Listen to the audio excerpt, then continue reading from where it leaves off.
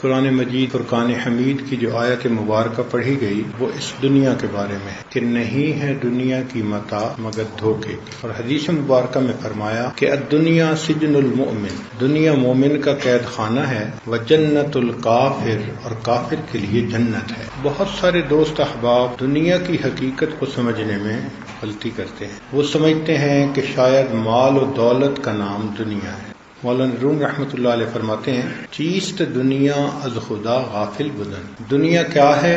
اللہ تعالیٰ سے غافل ہونے کا نام دنیا ہے۔ نیک و معاشو نقرہ و فرزند و زن، بیوی بچے کاروبار، اس کا نام دنیا نہیں ہے، دنیا ہے اللہ سے غافل ہونے کا نام۔ چنانچہ علامہ عبدالوہاب شرانی رحمۃ اللہ علیہ فرماتے ہیں کل ما اغفل القلوب عن ذکر اللہ فہو دنیا، ہر وہ چیز جو دل کو اللہ سے غافل کر دے وہ دنیا ہے، کوئی بھی چیز ہو۔ اور بعض بزرگوں نے کہا کل ما اوقف القلوب عن طلبہ فہو دنیا، کہ ہر وہ چیز جس کی وجہ سے دل اللہ کی طلب سے رک جائے اس کا نام دنیا۔ اور بعض بزرگوں نے کہا کل ما شغلک عن اللہ فہو دنیا، جو چیز تجھے اللہ سے غافل کر دے وہ دنیا ہے۔ تو دنیا اس کو کہتے ہیں جو چیز انسان کو اللہ رب العزت سے دور کرے اور غافل کرے۔ قرآن مجید میں اللہ رب العزت نے دنیا کے بارے میں جگہ جگہ پر بیان فرمایا ہے، فرمایا فلا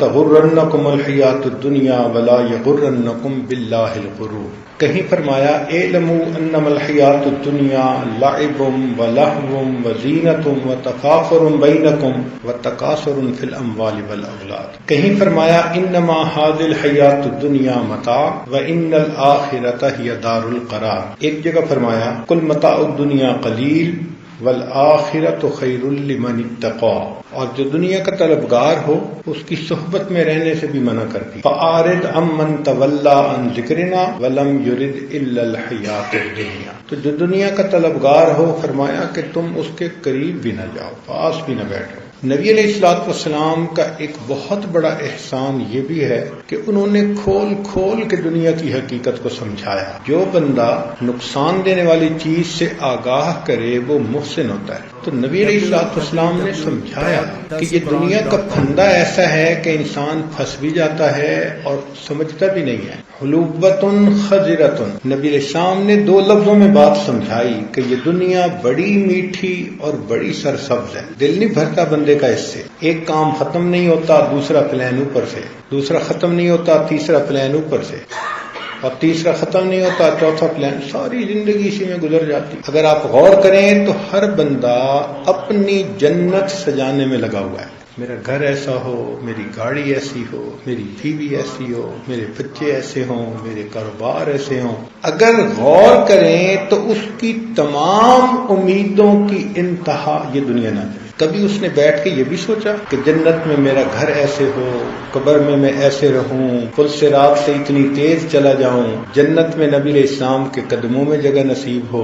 جتنا سنجیدگی کے ساتھ وہ دنیا کی پلاننگ بیٹھ کر کرتا ہے آخرت کے بارے میں نہیں سوچتا۔ اس کا مطلب تو یہ کہ دنیا کو ہم فوقیت دیتے ہیں آخرت کے اوپر۔ نبی علیہ السلام نے ارشاد فرمایا ان اللہ تعالی لما خلق الدنیا نظر الیہا ثم اعرض عنہا، جب اللہ تعالیٰ نے دنیا کو پیدا کیا تو ایک نظر ڈالی پھر نظر ہٹا لی، ثم قال، پھر فرمایا وعزتی، مجھے اپنی عزت کی قسم، لا انزلتک الا فی شرار خلقی، مجھے اپنی عزت کی قسم میں نہیں بھیجوں گا مگر تجھے ان میں جو سب سے شریر انسان ہوں گے۔ یہ نبی علیہ السلام کا فرمان ہے کہ میں تمہیں نہیں بھیجوں گا مگر ان میں جو سب سے شریر انسان ہوں گے۔ اور دوسری حدیث پاک میں ہے ان اللہ تعالی لم یخلق خلقا هو ابغض الیہ من الدنیا وما نظر الیہا منذ خلقها بغضا لها، اللہ تعالیٰ نے جب سے دنیا کو پیدا کیا آنکھ اٹھا کے نہیں دیکھا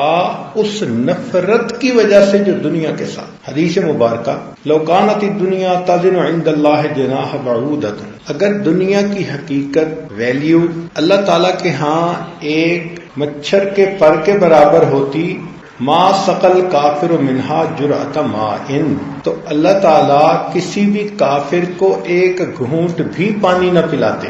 تو یہ جو کافروں کو اتنا کچھ دے رکھا ہے، اس کا مطلب یہ کہ اللہ کے ہاں اس کی کوئی ویلیو ہے ہی نہیں۔ ایک اور حدیث مبارکہ، لو کانت الدنیا من ذهب والآخرة من خزف لاختار العاقل ما یبقی علی یبقی، کہ اگر دنیا سونے کی بنی ہوئی ہوتی اور آخرت ٹھیکریوں کی بنی ہوئی ہوتی تو بھی عقل مند انسان کو چاہیے تھا کہ فنا ہونے والی چیز کی بجائے ہمیشہ باقی رہنے والی چیز کو پسند کرتا۔ آخرت ہمیشہ باقی رہے گی، دنیا بالآخر فنا ہو جائے گی۔